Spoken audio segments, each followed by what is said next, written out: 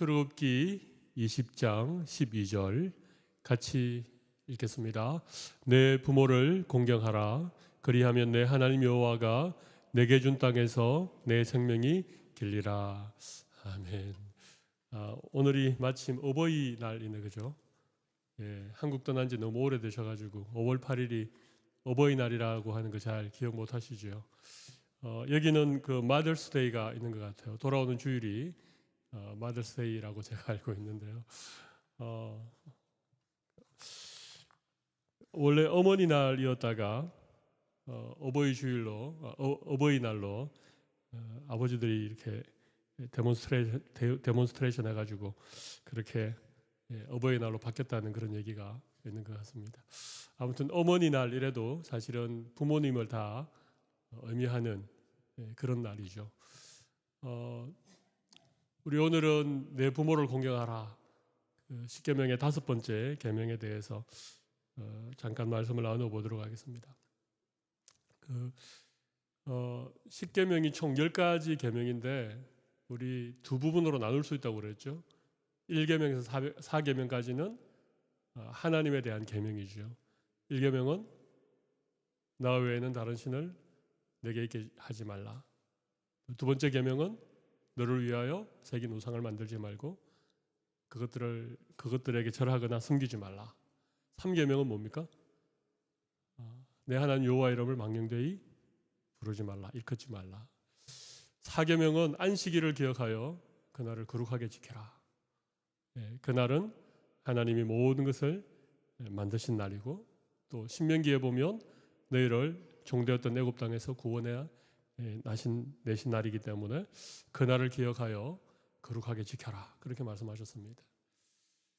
그리고 이제 5번째 계명에서 마지막 10번째 계명까지는 사람에 대한 계명이죠. 사람에 대한 계명 중에 첫 번째 계명이 부모를 공경하라고 하는 계명이라는 것입니다. 부모 공경은 모든 인간관계의 출발이 되고 기초가 되는 것입니다. 그렇게 생각해 보면 우리가 태어나서 가장 먼저 관계를 맺는 것이 누구와의 관계입니까? 부모와의 관계죠, 그죠? 이 세상에 부모로부터 태어나지 않는 자녀가 누가 있겠습니까? 그래서 부모 공경하는 것이 모든 인간관계의 출발이다. 이것은 성경적으로도 우리에게 주신 말씀이지만 우리의 출생에 대해서 조금만 생각해 보면 우리가 금방 이해할 수 있는 부분이라고 생각합니다. 살인하지 말라. 살인이 인간이 지을 수 있는 죄 가운데 가장 큰 죄죠, 그죠? 그래서 어떤 나라이든 어떤 문화든 살인을 굉장히 엄중하게 다루게 됩니다. 인간의 생명이 고귀하기 때문에. 그런데 살인하지 말라라고 하는 계명보다 더 먼저 나오는 계명이 부모에게 공경하라, 그런 계명이라고 하는 것이죠.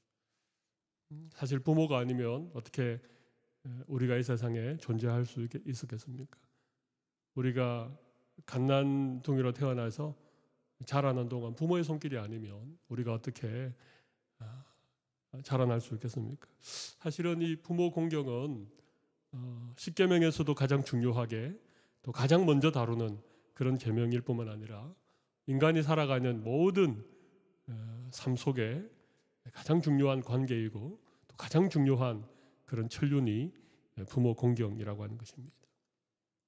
오늘 유인물에 나와 있는 말씀을 중심으로 잠깐 살펴보겠습니다.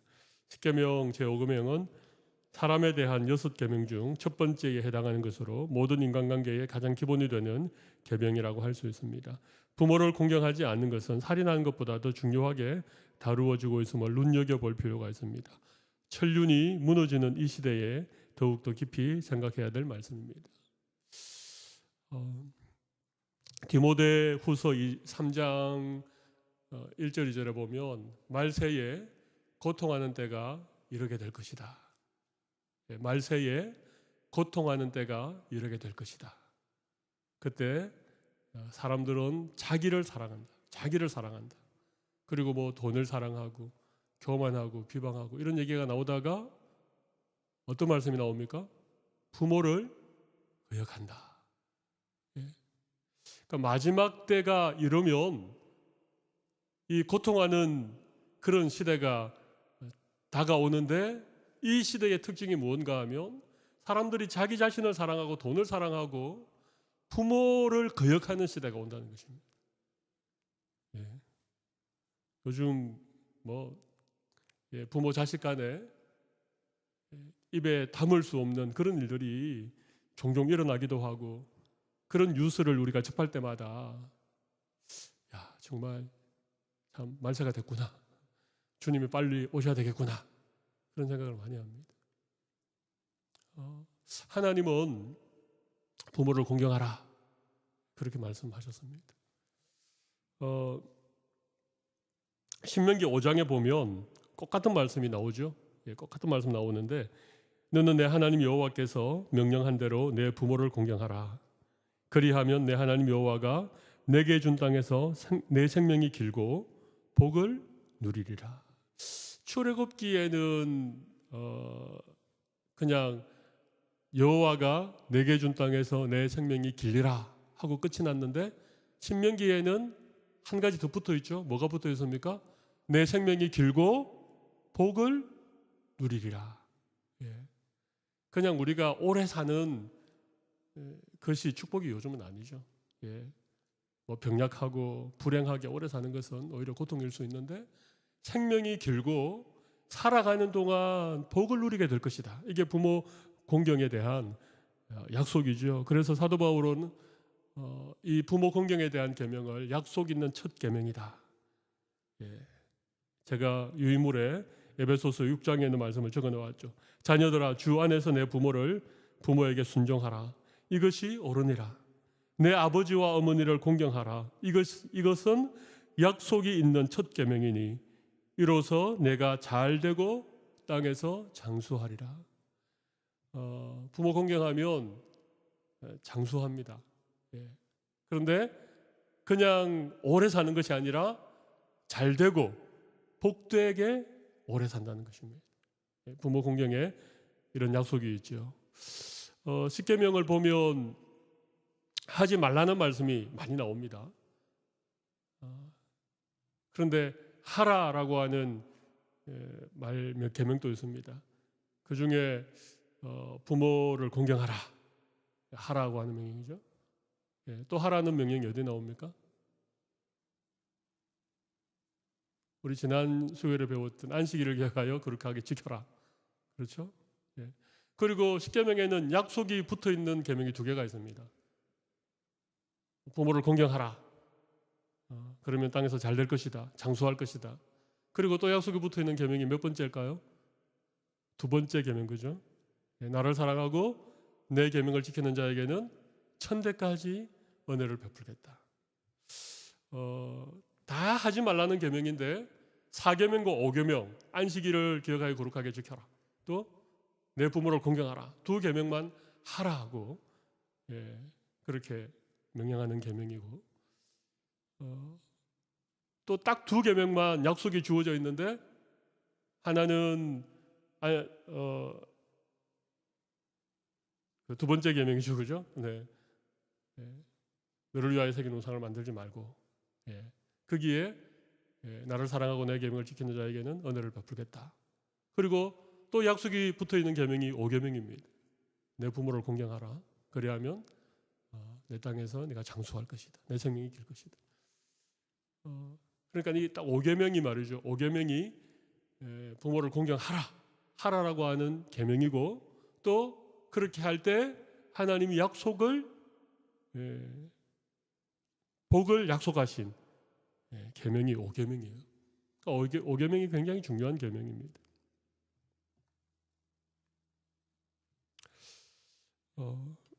우리 하나하나 좀 생각을 해보면 좋겠습니다. 먼저, 그렇다면 내 부모를 공경하라고 했을 때 이 부모가 누구인가, 우리가 공경해야 될 대상이 누구인가를 먼저 생각해 보면 좋겠습니다. 첫 번째는 혈육의 부모님이시죠, 그죠? 우리 한글 성경에는 내 부모라고 나와 있지만 히브리어에는 내 아버지와 내 어머니를 공경하라 그렇게 나와 있습니다. 그런데 사실은 이 히브리인들의 표현의 어떤 관습에 따르면 아비라고 하면, 아버지라고 하면 그냥 바로 나를 낳아준 아버지를 지칭하기도 하지만, 이 아버지라고 하는 대상이 호칭이 여러 대상으로 그렇게 불리기도 합니다. 제가 여기 좀 설명을 해놨죠. 조상들을 아버지라고 합니다. 그러니까 나의 부모, 조부모, 정조부모, 조부모 다 조상을 아버지라고 합니다. 그러니까 부모를 공경하라 이 말은 우리의 부모님뿐만 아니라 우리의 조부모님도 공경해야 된다는, 혹시나 이때가 살아 계시면 그런 의미, 조상을 부모라고 하기도 합니다. 또 신명기 32장 7절이나 열왕기하 13장 14절을 보면 지도자를 아버지라고 부르기도 합니다. 특별히 열왕기하 13장 14절에는 여호와스가 엘리야가 죽었을 때 엘리야를 부르면서 내 아버지여, 내 아버지여. 여호와스가 엘리사를 그렇게 불렀다는 것입니다. 열왕기하 2장 12절에도 똑같은 말씀입니다. 엘리야가 죽었을 때 엘리사 또한 엘리야를 부르면서 내 아버지여, 내 아버지여 그렇게 불렀지요. 그러니까 어떤 지도자 혹은 선지자, 이런 또 한 나라의 왕을 부를 때 아버지여라고 그렇게 부를 수 있다는 것입니다. 뿐만 아니라 노인들, 나이가 많은 어르신들을 그렇게 또 불렀습니다. 레위기 19장 32절에는 이런 말씀 나오죠. 샘머리 앞에 일어나고 노인의 얼굴을 공경하라. 내 하나님 여호와를 경외하라. 나는 여호와이니라. 또 디모데전서 5장 1절 2절 말씀에는 좀 더 구체적으로 이렇게 말합니다. 늙은이를 꾸짖지 말고 권하되 아버지에게 하듯 하라. 늙은이를 아버지를 대하듯 하라. 또 2절에 보면 늙은 여자를 어머니에게 하듯 해라. 그렇게 말하고 있습니다. 나이 많은 연세 높으신 여자분을 어떻게 하라고요? 어머니에게 하듯 하라. 그렇게 말합니다. 나이 많은 어르신들을 아버지, 어머니께 하듯 그렇게 하라는 것입니다. 그리고 여기 보면 젊은이들에게는 형제같이 하고, 2절에 보면 젊은 여자에게는 자매에게 하듯 하라. 그렇게 나오죠. 그죠? 그러니까 사실은 우리가 이렇게 믿음의 공동체가 되어주면 이 공동체 안에 나이가 많은 분들은 부모를 대하듯 그렇게 대하고, 우리와 연배가 비슷하거나 우리보다 좀 연소한 나이가 어린 그런 지체들을 대할 때에는 형제 자매를 대하듯 그렇게 하라는 것입니다. 오늘 십계명 제5계명에서 내 부모를 공경하라라고 하는 이 하나님의 계명 속에는 우리 혈육의 부모님은 당연히 포함되는 것은 두말할 나위가 없고, 지도자들, 또 나이 높은 어른들, 공동체 안에서 함께 신앙생활하는 우리 믿음의 가족들 가운데에도 부모를 대하듯 그렇게 공경해야 될 대상들이 있다라고 하는 사실을 우리에게 알려주고 있는 것이죠. 그러니까 사실은 이 부모를 공경하라라고 할 때 이 부모는 그런 좀 넓은 의미를 가지고 있는 것입니다.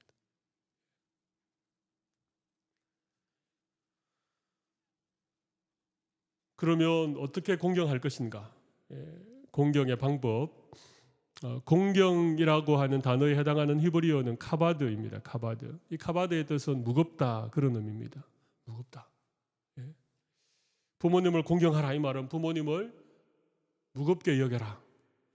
무겁게 여기라고 한다고 해서 부모님이 무거운 짐처럼 여겨라 그런 얘기가 아니죠. 중히 여겨라, 그죠? 귀중하게 여겨라. 존중해드려라. 그러니까 무거울 중자가 들어가는 거죠. 이 카바드라고 하는 이 단어에서 영광이라고 하는 단어가 파생됩니다. 그리고 하나님을 경외한다 할 때, 하나님께 영광을 돌린다, 하나님께 경외한다 할 때 똑같은 카바드라고 하는 히브리어 단어가 사용되어집니다. 그러니까 부모에게 공경하는 것과 하나님을 경외하는 것은 똑같은 것입니다. 똑같은 의미를 담고 있습니다. 사실 하나님께서 부모에게 한 가정의 어떤 제사장의 권한을 주셨죠. 그래서 부모가 자녀들에게 축복하잖아요. 그죠? 이삭이 야곱에게 축복하고 야곱이 12아들들에게 축복을 했는데 부모가 자녀들에게 빈 복이 그 자녀들의 삶 가운데 그대로 이루어졌죠. 그죠? 물론 복은 하나님이 주시지만 하나님은 부모를 통하여 자녀들에게 축복하게 하고 부모가 빈 복이 자녀들에게 이루어지도록 그렇게 부모를 가정의 머리로, 가정의 제사장으로 세웠다는 거죠. 그러니까 부모를 공경한다는 것은 결국 하나님을 경외하는 것과 이게 맞닿아 있다는 것입니다. 부모에게 공경하지 않고 하나님을 잘 섬기겠다. 눈에 보이는 형제를 사랑하지 않고 눈에 보이지 않는 하나님을 사랑할 수 없는 것처럼 부모에게 공경하지 않으면서 하나님을 경외하는 삶을 살 수가 없다는 것입니다.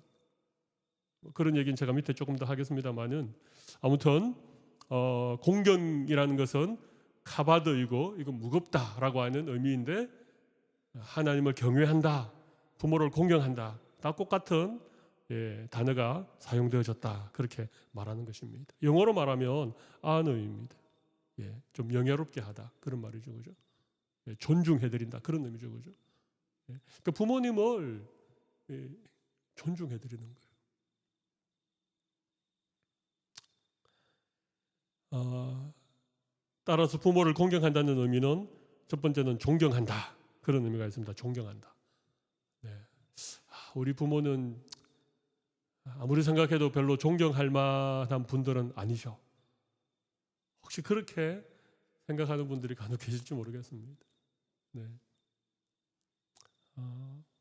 아마 부모님에 대한 상처를 가지고 계신 분들도 있는지 모르겠습니다. 나는 앞으로 결혼하면 아버지처럼은 안 돼야지. 이런 생각을 가진 아들들이 간혹 있을 수 있습니다. 아버지가 자녀들을 사랑하지도 못하고 늘 좀 무능한 모습도 보이고 늘 이렇게 좀 안 좋은 모습을 이렇게 보이고 자식들에게 상처 주면 그런 마음을 가질 수 있죠. 딸들은 엄마를 바라보면서 나는 엄마처럼은 안 살아야지 뭐 이렇게 생각하는 수도 간혹 있습니다만은 그러나 그런 것과 상관없이 우리 부모님의 인격이 어땠는지 우리 부모님이 어떤 능력을 가졌는지 나를 얼마나 사랑했는지 사랑하지 않았는지 이런 걸 떠나서 부모이기 때문에 그 존재 자체를 우리는 인정하고 존중해드려야 된다. 이게 부모 공경이라는 것이죠.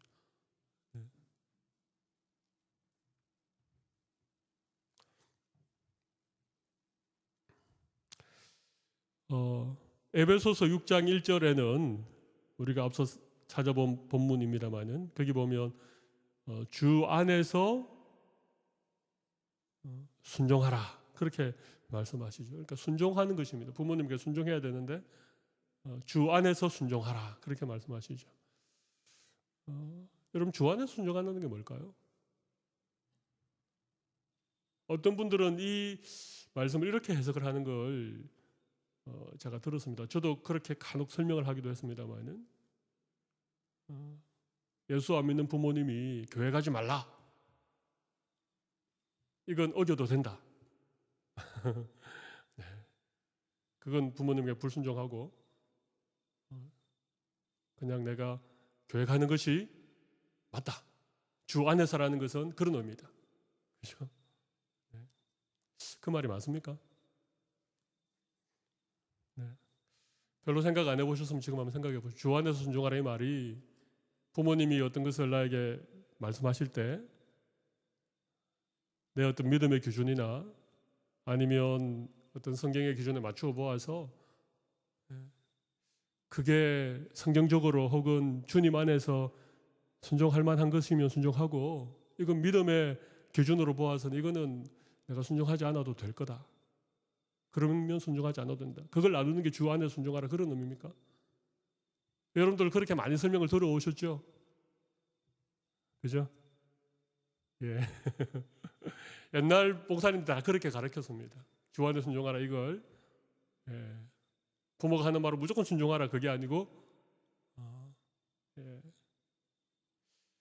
근데 그 얘기가 아닙니다. 예. 뭐 그런 의미도 있겠죠. 그런 의미도 약간 있긴 있겠지만, 주 안에서 순종하라, 이 말은 우리 주님이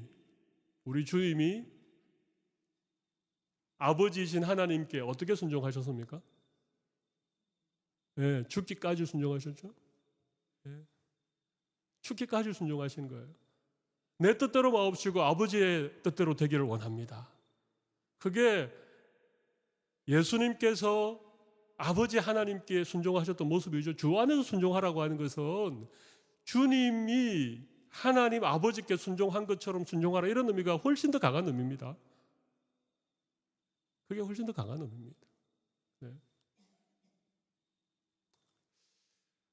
내가 순종하지 말아야 될 것에 대한 기준을 얘기하는 것이 주 안에서 순종하라, 이 말이 아니고, 주님이 순종하신 것처럼 순종하는 것이 이게 1차적인 의미고, 만약 부모님이 어떤 내 생각과 전혀 다른 것을 얘기하시고, 또 내 믿음의 양심이나 어떤 성경적인 진리의 기준에 비추어 보면 이건 정말 내가 순종하지 못할 것에 대해서 말씀을 하실 때 우리 어떻게 해야 되겠습니까? 어렵지요. 네. 에베소서 6장 1절에 주 안에서 순종하라 그랬으니까, 이건 우리 부모님이 예수 안 믿는 분이시고 또 이게 내 믿는 것과는 전혀 다르게 하니까 순종 안 해도 돼, 그런 근거로 이 본문을 사용하시면 안 됩니다. 물론 어떤 경우에는 그렇게 밖에 할 수 없는 부분이 있지만 그건 아니고, 우리 부모님에게 정말 죽기까지 순종해야 되는 게 맞습니다. 자식이기 때문에. 예.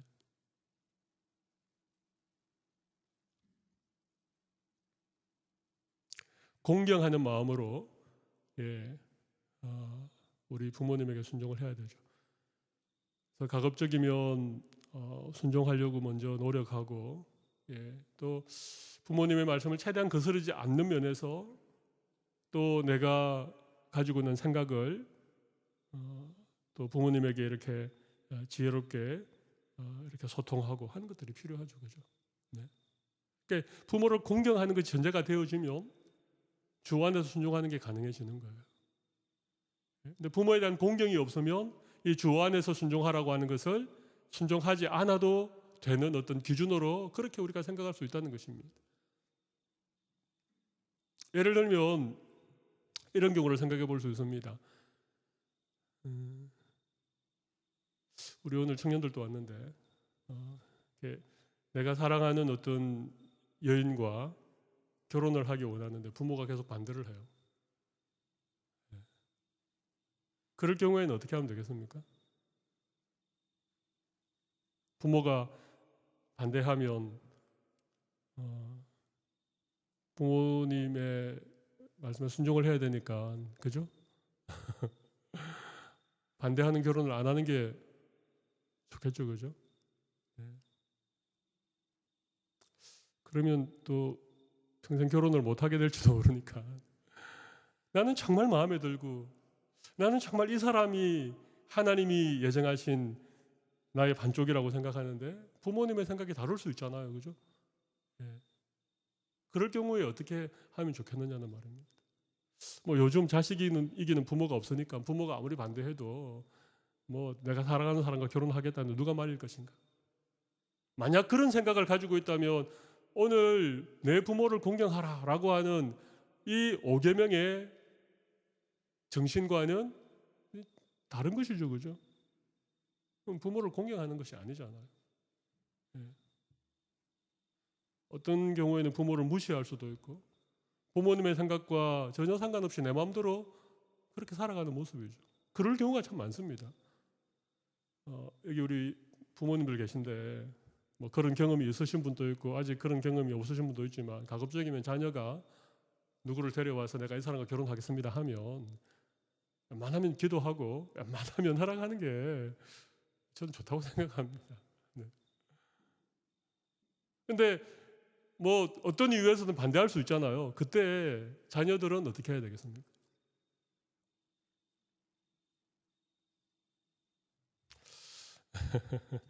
네. 일단은 부모의 말씀을 공경하고 말씀에 순종하는 태도를 보이는 게 좋습니다. 예. 내가 데리고 살 사람이니까 부모님은 간섭하지 마십시오. 그렇게 하지 말고. 예. 제가 잘 알겠습니다. 어머니 말씀을, 부모님 말씀을 제가 정말 잘 알겠습니다. 예. 저도 말씀처럼 다시 한번 생각해 보겠습니다. 그러나 이 사람은 정말 제가 정말 사랑하는 사람이고 그래서 저희들에게 조금만 더 시간을 주십시오. 예. 저희들도 한번 노력해 보겠습니다. 다르죠, 그죠? 예. 저는 이게 부모님을 좀 공경하는 자세가 아닌가. 예. 그냥 무조건 뭐 부모 말은 외면해버리고 자기 마음대로 하는 것도 아니고 그렇다고 자기 생각을 전혀 그냥 내려놓고 그냥 부모님 말만 따르는 이 마마보이들 같은 거죠. 엄마가 하지 말란다고 안 하고 부모님이 하지 말란다고 안 하고 약간 좀 창조적인 그런 어떤 생각들을 부모님에게 얘기를 드리는 것이죠. 그러니까 부모님의 말도 수긍하고 어머님, 아버님 그렇게 말씀하시니까 제가 다시 한번 생각해 보겠습니다. 그러나 그래도 제가 이 사람을 정말 사랑하는데 이 사람과 함께 조금 더 시간을 기회를 줘보십시오. 그럴 수 있잖아요. 네. 이런 데는 좀 지혜가 필요하겠죠, 그죠? 네. 지혜로움이 좀 필요하다고 생각합니다. 어떤 분이 이런 것을 창조적인 지혜라고 그렇게 표현을 하기도 했더라고요. 예. 아무튼 주 안에서 순종한다는 것은 우리 주님이 어떻게 하셨는지 네. 정말 십자가를 앞에 놓고 우리 예수님께서 어떻게 기도하면서 그 아버지의 뜻을 이렇게 기도로 감당하셨는지 이런 거죠. 네.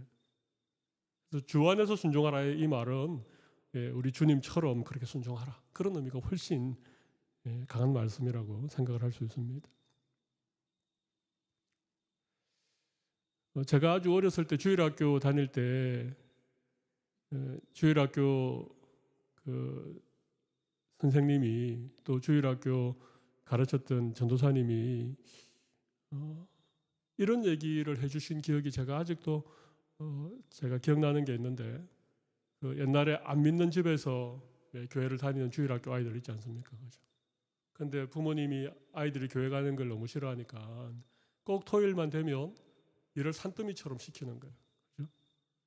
그래서 뭐 옛날에 농사 지었으니까 너 내일은 어디 가지 말고 집 앞에 있는 밭에 가서 그 잡초 다 뽑고 가라. 뭐. 그런데 하루 종일 뽑아도 못 뽑는 그 일을 만약 주일날 하게 되면 교회 못 갈 게 뻔하니까 이 아이가 토요일 저녁부터 밤새 잠 안 자고 잡초를 다 뽑고 그렇게 교회를 다녀오는 뭐 이런 얘기. 그래서 그 모습을 본 부모님이 감동해서 아이가 믿는 예수님을 믿었다는 뭐 이런 얘기. 어렸을 때 제가 참 듣고 자랐던 기억이 있습니다. 순종이 그런 거죠. 그죠? 순종이 그런 거예요. 주 안에서 순종하라 이 말을 우리가 나쁘게 그렇게 하면 안 됩니다. 저는 제사 문제도 마찬가지라고 생각을 합니다. 네? 뭐 제사 당연히 안 가는 게 뭐 맞을 수 있는 얘기죠. 믿지 않는 그런 부모님이나 또 그런 어떤 친정이나 또 그런 어떤 본가가 있을 때 그런데 진짜 주 안에서 순종하는 게 뭔가? 주와 부모님을 공경하는 게 뭔가? 네. 나는 예수 믿고 우리 부모님은 예수 안 믿어서 제사 지내니까 나는 당연히 그 제사에 안 가는 것이 너무 당연한 것처럼, 그걸 주 안에서 뭐 예수님 당시에 바리새인들이 고르반이라고 하는 걸 했습니다. 고르반이 뭔가 하면 좋은 것이 있으면 하나님께 드림이 되었다. 그걸 고르반이라고 했습니다. 그리고 그 좋은 것을 하나님께 드렸기 때문에 이건 부모님께 드리지 않아도 된다. 그래서 부모님을 소홀히 하고 부모님을 잘 섬기지 않았던 이런 바리새인들을 향해서 예수님이 꾸짖었습니다. 너희들은 고르반이라고 해놓고 너희의 부모를 섬기지 않느냐. 그게 형식적인 율법주의 아닙니까? 제사에 안 가는 것을 당연하다고 여기는 것이 아니라 오히려 제사 날이 다가오면 뭐 휴가를 내든지 따로 짬을 내든지, 만약에 주일이 제사일이면 뭐 그전 토요일 날 저녁에 가든지 해서 가서 가족들과 함께 음식도 만들고 음식도 함께 나누고 남들보다 좀 일찍 가서 섬기고 늦게까지 뒤처리하고 그렇게 마무리까지 하고 오고, 그러면서 그래도 제가 교회 집사인데, 그래도 제가 하나님을 믿는데, 제가 다른 건 다 하겠는데 절하는 건 전 못하겠습니다. 만약에 그렇게 한다면 부모님이 이해를 못 해주실까요? 근데 교회 다닌다는 핑계로 제삿날 아예 그냥 나타나지도 않는, 특별히 시댁 대사는 더 그냥 아예 그냥 안 가는, 어쩌다가 오면 늦게 와서 차려놓은 음식만 먹고 또 교회 핑계 대고 또 빨리 가버리는. 만약 믿지 않는 부모의 입장에서 볼 때 만약 그런 며느리가 있다면, 근데 그 며느리가 교회 권사고 교회 집사라면 그 부모가 교회에 대해서, 하나님에 대해서 좋은 생각을 가질까요? 그렇지 않다는 것입니다. 여기 주 안에서라고 하는 부분에서 좀 얘기가 길어졌는데, 믿는 부모든 믿지 않는 부모든 우리의 부모이니까 공경해야 됩니다. 그리고 그분들의 말에 순종해야 됩니다. 나랑 믿음이 다르다고? 그분들은 제사를 드린다고? 그냥 단절하고 그냥 담을 쌓고 그렇게 살아가는 것이 아니라는 것이죠. 어떤 때는 제사에 정말 안 가야 될 때도 있습니다. 내 어떤 믿음을 좀 보여주기 위해서. 그런데 여러분, 제사에 가는 것과 제사상을 차리고 절하는 건 다른 거잖아요, 그죠? 제사 날에 뭐 흩어졌는 가족들도 모이고 또 그날 또 부모님도 뵐 수 있는 그런 날인데, 그런 날의 의미라면 제사하는 날 가족 모임에 가는 게 저는 자식된 도리라고 생각합니다. 그게 내 부모를 공경하라고 하는 오계명에서 우리에게 요구하는 것입니다. 제사 음식을 차려놓고 그 앞에 절하는 것, 그건 우리가 정말 하지 말아야 될 것이지만,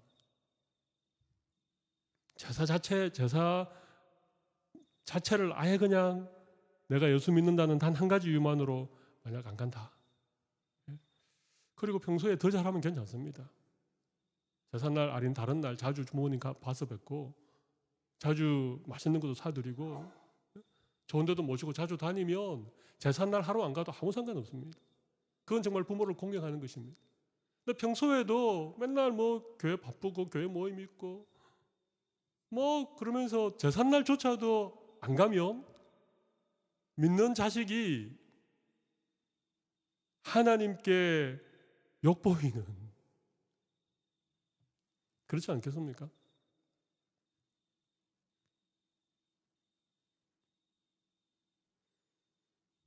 주 안에서 순종한다는 것을 오해하지 말았으면 좋겠습니다. 내 믿음을 이유로 믿지 않는 부모님에 대해서 내가 그분께 효도하지 않아도 되는 것을, 그분의 말씀을 순종하지 않아도 되는 것을 합리화하고 정당화할 이유가 전혀 없다는 것입니다.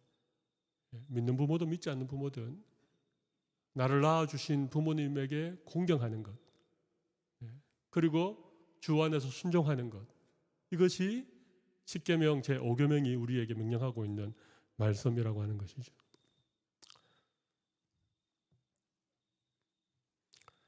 염려를 끼치지 말아야 되고 범사의 부모님을 기뻐시게 하는 것까지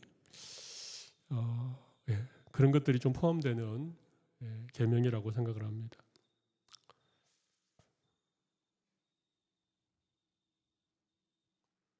사실 이 말씀을 우리 다 이렇게 다 부모님들이 들어야 될 게 아니고 우리 젊은 세대들이 들어야 되는데, 저도 사실은 부모 공경에 대해서 참 말할 자격이 없는 그런 아들이라고 생각합니다. 부모님이 저에게 베푸신 사랑과 희생과 그걸 생각하면 참 너무 크고 평생을 보답해도 다 보답해드리지 못하는데, 그래도 목회 잘하는 이유 때문에 정말 잘 이렇게 부모님에게 효도하지 못하는 이런 부분들이 있는 것 같습니다. 근데 여러분, 효도하고 지금 5계명에서 말하는 공경하고 맥락은 같지만 이 효도라고 하는 것은 약간 좀 이 유교적인 또 동양적인 그런 의미가 많이 포함되어져 있는 것이죠, 그죠? 근데 여기 공경이라고 하는 것입니다. 공경. 공경은 안어죠, 그죠? 카바드, 귀중하게 여긴다, 그런 의미잖아요. 그래서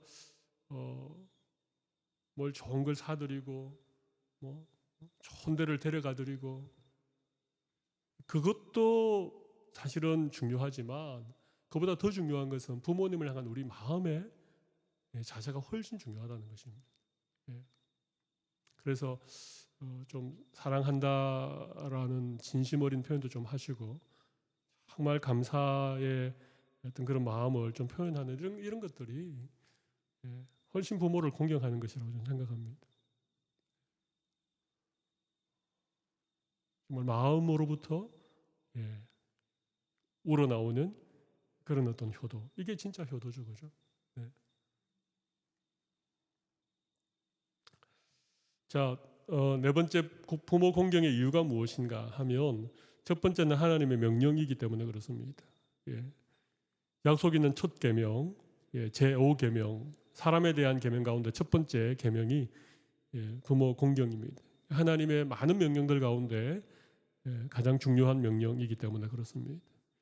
두 번째는 에베소서 6장 1절에 보면 이것이 옳으니라, 그죠? 옳으니라, 이건 옳은 일입니다. 이건 마땅히 해야 될 일입니다. 사람이라면 내가 부모로부터 태어났다라고 하는 사실을 안다면 이것은 너무나 마땅한 일이죠, 그죠?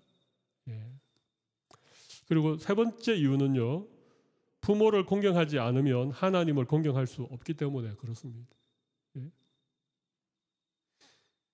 그건 뭔가 모순이 있는 얘기입니다. 부모를 공경하지 않는데 하나님을 잘 경외할 수 있다. 그럴 수 없다는 거죠. 부모 공경은 하나님 공경과 같은 그런 맥락이라고 하는 것입니다. 마지막 네 번째 이유는 부모 공경에는 하나님의 약속이 주어져 있기 때문에 그렇죠. 땅에서 생명이 길리라, 생명이 길고 복되리라, 장수하고 잘되리라. 그러니까 이 계명을 우리가 부모님을 공경해야 되는 이유는 첫 번째 하나님 명령이기 때문에, 두 번째 그것이 마땅하고 옳은 일이기 때문에, 세 번째 부모를 공경하지 않고 하나님을 공경할 수 없기 때문에, 네 번째 부모 공경에는 하나님의 약속이 주어져 있기 때문에 우리는 부모님을 공경해야 된다는 것이죠. 부모 공경의 결과는 장수의 복을 받게 되어줍니다. 당대뿐만 아니라 자자손손 받는 계대적인 축복이 장수의 복이죠. 또한 잘되는 복을 받습니다. 이게 잘된다는 말은 복되다 그런 의미, 신명기 5장 16절에는 복되다 그런 의미로 사용되어지고 있죠. 그러니까 잘되고 복되고 생명이 긴 장수의 그런 복을 누리겠다, 그런 의미입니다. 여러분 어떻게 생각하십니까? 부모 공경하는 사람이 잘 되는 그런 것을 여러분들 좀 보시죠, 주변에서. 예, 그렇습니다. 부모 공경하면 하나님이 반드시 이 땅에서 잘 되게 하시는, 또 장수하게 하시는 그런 복을 주시는 것이죠. 자, 마지막 결론 부분을 잠깐 읽고 마무리를 하도록 하겠습니다. 기독교는 효의 종교입니다. 조상 제사를 모시지 않는다고 해서 부모에게 불효하는 종교라는 오해가 있지만 이것은 오계명을 모르는 오해의 소치입니다. 진정한 부모 사랑은 살아계시는 동안 공경하는 것입니다. 어버이날을 맞으면서 부모님에 대한 진정한 사랑의 마음을 전해보시면 어떨런지요. 예, 기독교는 효의 종교입니다. 네, 우리 모세오경 율법을 읽어보면 특별히 부모에게 잘못하는 자들에 대해서 가장 엄한 그런 처벌을 하는 것을 보게 되죠. 그죠? 부모를 거역하면 장로들에게 보이고 그래도 돌이키지 않으면 성 밖에 내쳐서 돌로 쳐 죽이는 그 정도로 부모를 거역하는 것을 엄중하게 다스렸던 그런 말씀이 얼마나 많이 있는지 모르겠습니다.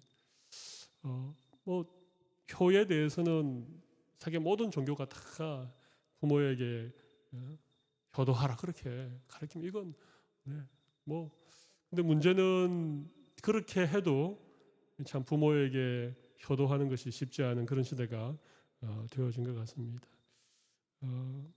저도 멀리 있지만 좀 자주 전화도 드리고 안부도 여쭙고 그렇게 해야 되는데 참 그게 잘 되지 않는 것 같습니다.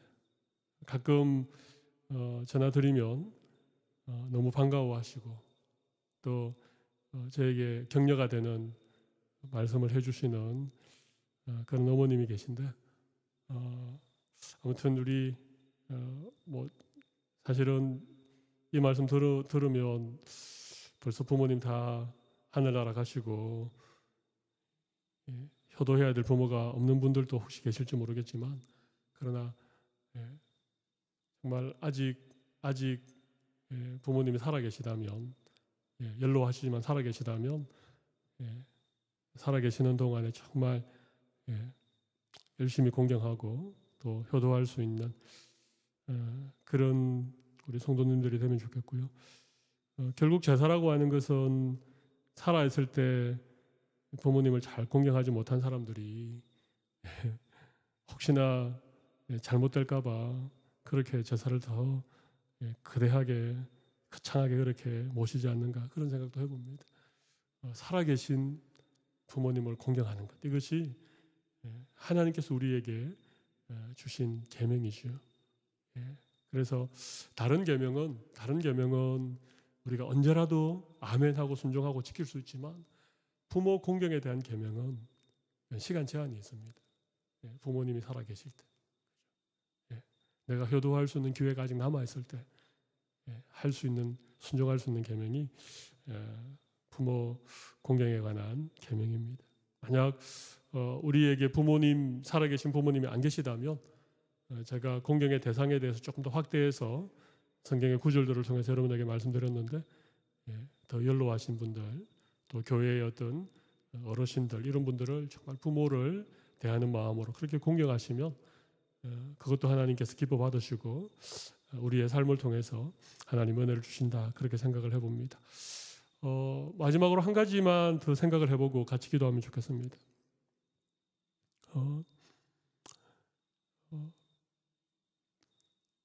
부모를 공경하면 하나님이 복을 약속하셨죠. 땅에서 생명이 길고 잘 될 것이다. 복될 것이다. 이것이 약속 있는 첫 계명이다. 그렇게 말씀하셨잖아요. 그러니까 우리의 자녀들이 이 땅에서 복받고 잘 살고 장수할 수 있는 비결이 뭡니까? 부모를 공경하는 자녀들이 되면 되잖아, 그죠? 네. 그러면 만약 내가 부모의 입장이라면 이 십계명 5계명을 배웠는데 내가 부모의 입장이라면 저는 이렇게 적용을 해보고 싶습니다. 우리의 자녀가 부모인 우리를 공경할 수 있도록 내가 모든 면에서 정말 좀 좋은 부모가 되어보자. 존경할 만한 그런 아버지가 되어보고 자식들이 정말 본받고 싶은 그런 좀 어머니가 되어보자. 그래서 그냥 우리의 자녀들이 그냥 공경할 마음이 스스로 생길 수 있는 그런 자녀들이 될 수 있도록 내가 좀 노력해보자. 그래서 내가 우리 아이들에게 효도받기 위해서 내가 아이들에게 뭔가 좀 이렇게 공경을 받기 위해서가 아니라 우리 자녀들이 부모를 공경하는 그런 자녀들에게 하나님이 복을 약속하셨는데 내가 좀 공경받을 만한 부모가 되기로 열심히 노력해가지고 우리 자녀들이 자연스럽게 부모를 공경하게 되면, 그죠? 그러면 자녀들의 삶에 하나님 복 주시잖아요. 그런 부모가 되어보는 것, 저는 5계명을 적용할 수 있는 좋은 길이라고 저는 생각을 합니다. 공경받는 부모가 되어보는. 네. 네. 그래서 여러분들 자식 사랑하는 길이 많지만 내가 이렇게 자식들이 공경할 만한 부모가 되려고 노력하는 것, 이것도 자녀들을 축복하는, 또 부모가 자녀들을 위해 살 수 있는 좋은 어떤 말씀의 적용이 아닌가, 그렇게 생각을 해봅니다. 여기는 이미 다 아들, 딸들 시집장가 보내신 분들도 많이 계시겠지만 그래도 그 자녀들에게 정말 참 좋은 신실한 신앙의 모습들, 정말 좋은 부모의 모습들, 정말 우리 어머니가, 우리 아버지가 참 귀하신 분이고 정말 우리를 위해서 늘 기도해 주시는 분이시고 아낌없이 주는 나무처럼 늘 우리를 위해서, 그래서 그냥 자녀들의 마음속에 스스로 부모에 대해서 공경하는 마음이 들 수 있도록 그렇게 되는 것, 이게 우리 자녀들에게 얼마나 큰 복이 되는지 모르겠습니다. 제가 마지막에 적용을 좀 이상하게 시켜서 죄송합니다만, 지금 공경할 부모님이 계시면 그대로 적용하셔도 좋습니다. 연세가 높으시든 또 멀리 있으시든 상관없이 오늘 말씀에 가장 중요한 어떤 본질은 뭡니까? 부모님을 정말 공경하는 것입니다. 그러면 그게 물질도 따라갈 것이고 다른 것도 다 따라가겠죠. 그래서 그런 마음을 우리가 가지도록 노력하는 게 오늘 말씀 1차적인 적용이고, 혹시 이렇게 효도할 부모님이 안 계시거나 또 내가 부모로서 이 말씀을 어떻게 적용할 것인가 하는 것을 제가 좀 설명드리면 내가 좀 자녀들부터 이렇게 좀 존경받을 수 있는 부모가 되려고 노력하는 것, 이게 나를 위한 것일 뿐만 아니라 자녀들을 위한 것이고 자녀들의 삶을 축복하는 놀라운 길이 된다는 것입니다. 우리 오늘 말씀 생각하시면서 우리 잠깐 기도하시면 좋겠습니다.